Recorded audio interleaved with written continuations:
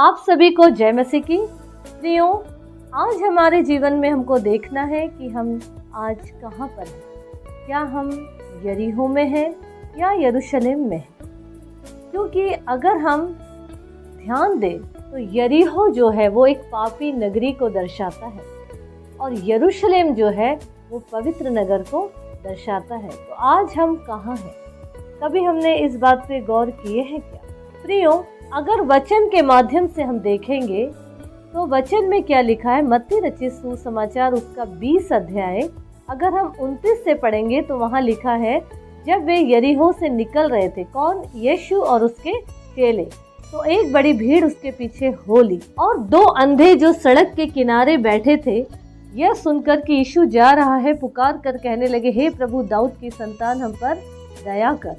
लोगों ने उसे डांटा कि चुप रहे, पर वे और भी चिल्लाकर बोले, हे प्रभु दाऊद की संतान, हम पर दया कर। प्रियो, अभी हमको यहाँ एक बात समझने की है कि जब यीशु मसीह जा रहे थे तो उस समय सड़क के किनारे दो अंधे बैठे थे जो शारीरिक तौर पे अंधे थे। जब यीशु मसीह वहां से गुजर रहे थे तो उन्होंने चिल्लाकर क्या कहा, हे प्रभु दाऊद की संतान, हम पर दया कर। जब उन्होंने ऐसे कहा तो लोगों ने उनको डांटे, क्यों चिल्ला रहे, चुप रहो। पर जैसे ही लोगों ने उनको डांटा, रोकने की कोशिश की, तो वो और भी जोर से चिल्लाने लगे और क्या कहा, हे प्रभु दाऊद की संतान, हम पर दया कर। एक बात यहाँ पे हम ये थोड़ा सोचे कि सच में अगर हमारे जीवन पर या हमारी देह पर कोई कष्ट आ जाए तो हम सबसे पहले किसको पुकारते हैं या कहाँ जाते हैं? जब हमारे ऊपर मुश्किलात आती हैं, मुसीबत आती है, तो हम प्रभु को पुकारते हैं और जब हम प्रभु को पुकारते हैं तो उस समय परिवार के हो, बाहर के हो, कोई भी हो, हमको चुप कराते हैं। यानी कि चुप कराने का मतलब हमको टॉर्चर करते हैं। लोग क्या बोलते हैं मुश्किलों में कि जैसे किए हो वैसे भर रहे हैं, चाहे वो सही ही क्यों ना हो, लेकिन लोगों की बात उनको तोड़ती रहती है। और जब वो लोगों को, जो लोग पुकार रहे हैं प्रभु को, उनको मालूम है कि रोकने वाले ये तो शुरू से हमारे पीछे पड़े हैं, ये तो हमेशा हमको अच्छाई से रोकते ही आए, तो इनके ऊपर ध्यान नहीं देना है हमको और भी चिल्लाना है, और भी प्रभु को पुकारना है, और भी प्रभु की नजदीकी में जाना है।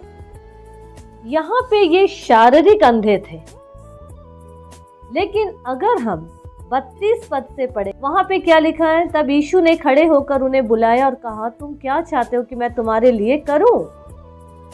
उन्होंने क्या कहा, हे प्रभु, ये कि हमारी आंखें खुल जाए।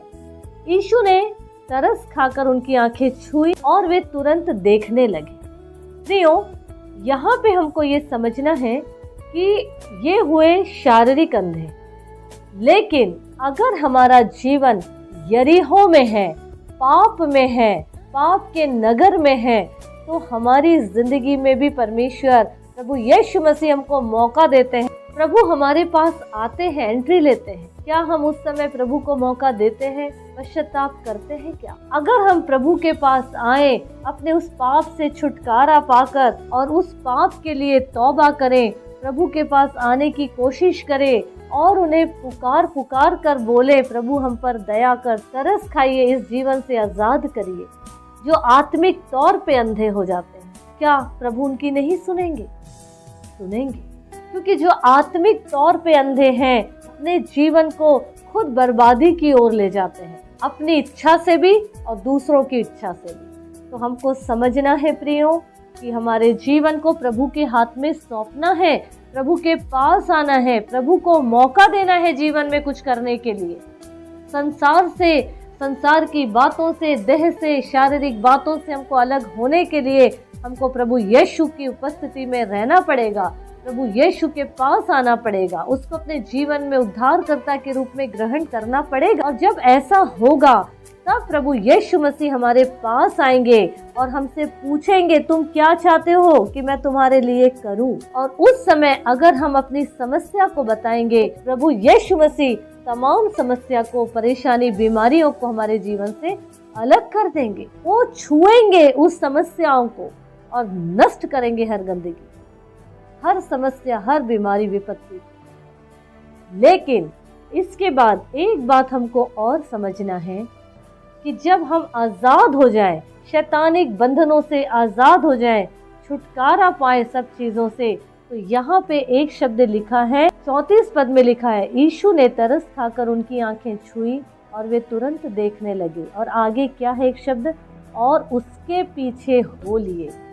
मतलब जब हम ये सारी बातों से छुटकारा को पाते हैं, आज़ाद हो जाते हैं, प्रभु की दया हमारे जीवन पर होती है, तो हमको उसके साथ अपने संबंधों को मजबूत करना है, हमको उसके साथ संबंध को अच्छा करना है, पवित्र बनाना है, ताकि हमारा जीवन प्रभु के साथ साथ आगे बढ़े, ताकि हमारा जीवन एक गवाही हो जाए और प्रभु की महिमा का कारण बने।